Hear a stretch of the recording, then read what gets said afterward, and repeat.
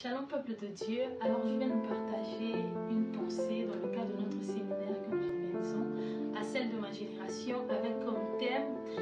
mon cœur est troublé, point de suspension, la nuit de mes plaisirs, point de suspension, renouvelle mon esprit, tiré de Ésaïe 21, le 4e verset où la parole de Dieu dit: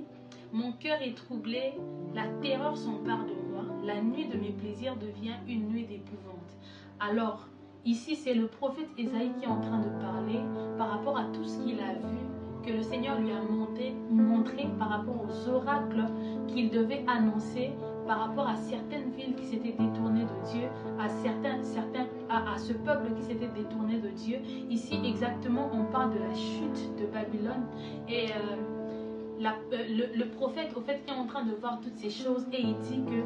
à cause de cela, son cœur était troublé et qu'il est entré dans une grande frayeur à cause de ce qu'il voyait. Certainement,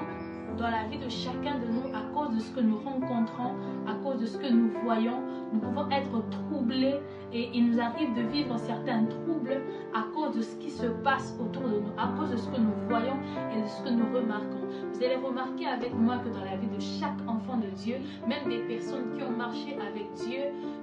dans la Bible, à un moment de leur vie, ils ont été secoués par le trouble. À un moment de leur vie, ils ont été troublés par certains événements. Mais j'aime une parole de Dieu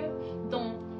Jean 14, le verset 1 qui dit que votre cœur ne se trouble point, croyez en Dieu et croyez en moi. Alors, pendant tous ces troubles par lesquels nous pouvons passer,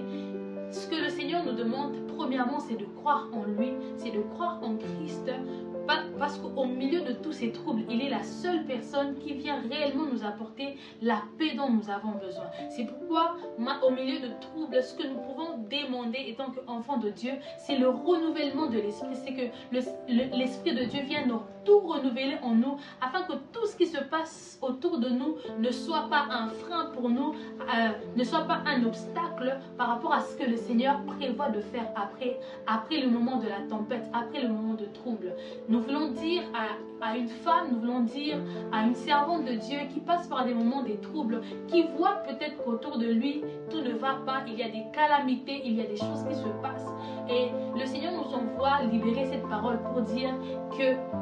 de ne pas être dans le trouble, de ne pas se troubler, de croire en Dieu, de croire en Christ, de croire que malgré tous ces troubles, c'est lui le Dieu qui apporte son shalom, c'est lui le Dieu qui apporte sa paix au milieu de toutes ces calamités. Je ne sais pas ce par quoi tu passes, ce que tu peux traverser ou ce que tu vois, ce que le Seigneur te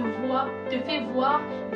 ou les situations compliquées par lesquelles tu passes, parce qu'en vrai, le trouble, ce sont des situations compliquées, ce sont des calamités. Je ne sais pas ce par quoi tu passes, mais la bonne nouvelle que nous voulons t'annoncer, c'est que ne sois pas dans le trouble, parce que le Seigneur, parce que le Saint-Esprit de Dieu est celui qui vient